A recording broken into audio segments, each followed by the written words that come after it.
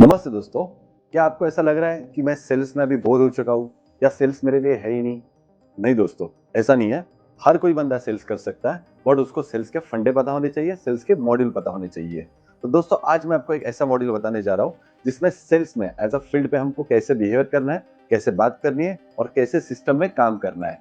तो दोस्तों, वो सिस्टम का नाम है BCP, बेसिक कॉल प्रोसीजर।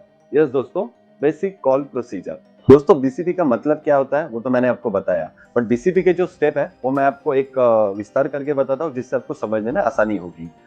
जैसे दोस्तों, आप देख सकते हो कि मैंने यहाँ बोर्ड पे तो लिखा हुआ है, बट बीसीपी का जो पहला स्टेप है वो है रिव्यू प्लान। अब रिव्यू प्लान का मतलब क्या होता है? हम एक दिन पहले हमारे एक पेपर पे जो एक प्लान करते हैं कि भाई मुझे आज कस्टमर को कैसे कितना वॉल्यूम पे काम करना है, कितना उसको डिस्ट्रीब्यूशन करना है। जैसे मैंने यहाँ बोर्ड पे लिखा है VVMI, मतलब रिव्यू प्लान में हम लोग ये एक सब प्लान करते हैं: volume, distribution, merchandising, initiative.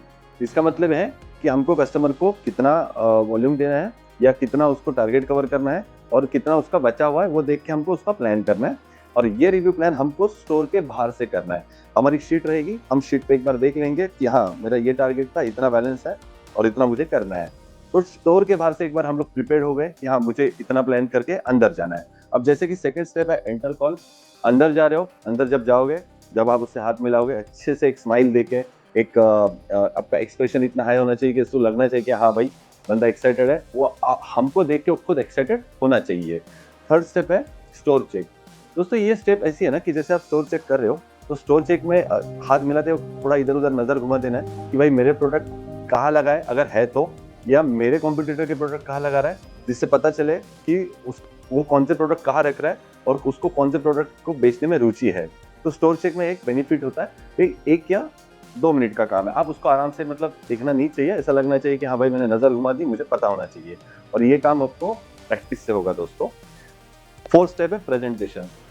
Presentation में आपको सबको अभी पता ही है कि मुझे प्रोडक्ट को दिखाना है, ब्रोशर दिखाना है, प्रोडक्ट के फीचर्स बताने हैं, बेनिफिट बताना है।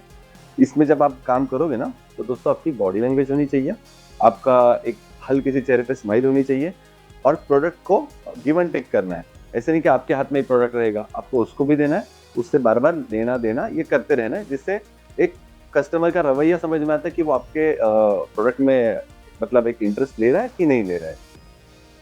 अब फिफ्थ स्टेप है प्राइस क्लोज कंफर्म। जैसे कि हम जब प्राइस बताएंगे, तो प्राइस बताते वक्त उसको पहले हायर प्राइस बताना और उसमें बाद में उसको मार्जिन बताना और उसको कस्टमर, मतलब रिटेलर के कस्टमर है, उसको भी क्या बेनिफिट हो सकता है वो बता देना, क्योंकि हर रिटेलर का इंटरेस्ट रहता है प्राइस में।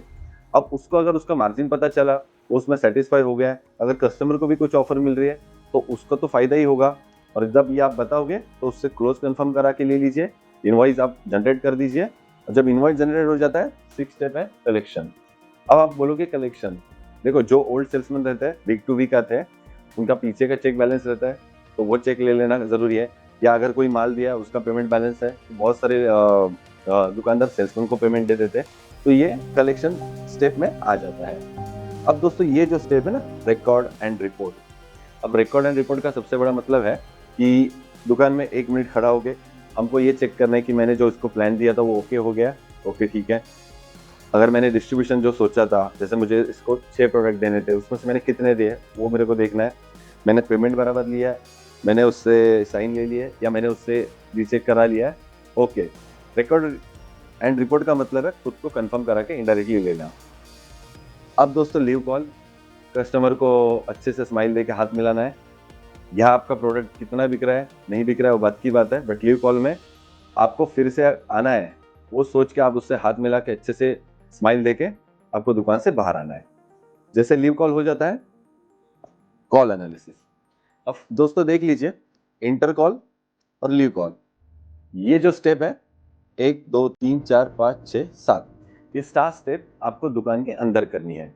और रिव्यू प्लान और कॉल एनालिसिस, ये स्टेप आपको दुकान के बाहर करनी है। कॉल एनालिसिस में हमको करना क्या एग्जैक्टली?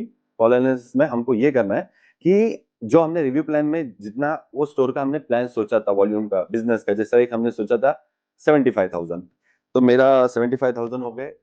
ओके, चलो अच्छी बात है, हो गया मेरा। डिस्ट्रीब्यूशन में मैंने कुछ 6 प्रोडक्ट के बारे में सोचा था, वो हो गया। ओके।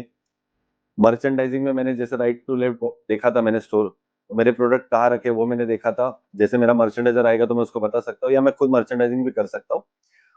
और इनिशिएटिव में मैंने उसको क्या स्कीम दी है और क्या स्कीम पे मैंने उसको कन्विंस किया है।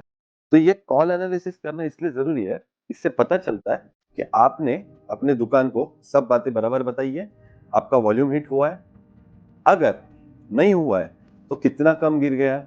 जैसे एग्ज़ाम्पल मैंने 75 का प्लान किया था, 20,000 कम गिर गया, तो वो 20,000 मुझे अगले कॉल में एक्स्ट्रा ऐड करना पड़ेगा। तो इससे हमको एक एनालिसिस कर पाते हैं हम लोग हमारे दिनचर्या का, कि हम लोग कितने कॉल में जा रहे हैं, कितने कॉल में हमें क्या वॉल्यूम आ रहा है और हमारा दिन का टारगेट हम कवर कर पा रहे हैं कि नहीं। और वो दिन का टारगेट हर कॉल से होगा, हर स्टोर से होगा। तो दोस्तों, ये थी बीसीपी। अब बीसीपी फॉलो क्यों करने, मैं आपको सिंपल बताता हूँ। हमें बहुत सारा प्रेशर रहता है सेल्स में, बहुत सारे विचार आते हैं, पर्सनल लाइफ के भी आते हैं, प्रोफेशनल लाइफ के भी आते हैं। तो हमको ना ये ढांचे में खुद को डाल देना है कि मुझे कुछ नहीं करना है, मुझे दुकान में जाके बीसीपी फॉलो करना है, मुझे कुछ सोचना नहीं है, मुझे सिर्फ बीसीपी फॉलो करना है। आप लॉ ऑफ एवरेज जैसे बोलते हैं ना कि करते जाओ, ऑटोमेटिकली आप ये ढांचे में आ जाओगे, आपका काम ईज़ी हो जाएगा और सबसे बड़ी बात ना, आप प्योरली प्रोफेशनल काम करोगे। इसमें आपको भावना विवश नहीं होगी कि अरे इसने मुझे ना बोल दिया, या मेरा नहीं ले रहा है, या मेरा वॉल्यूम कम हुआ। आप हर स्टोर वाइज़ आपकी प्लानिंग अच्छी होती जाएगी। तो दोस्तों, ये है बीसीपी स्टेप, और आपको अगर अच्छी लगी रहेगी तो आप मुझे कमेंट में ज़रूर बताना। थैंक यू दोस्तों।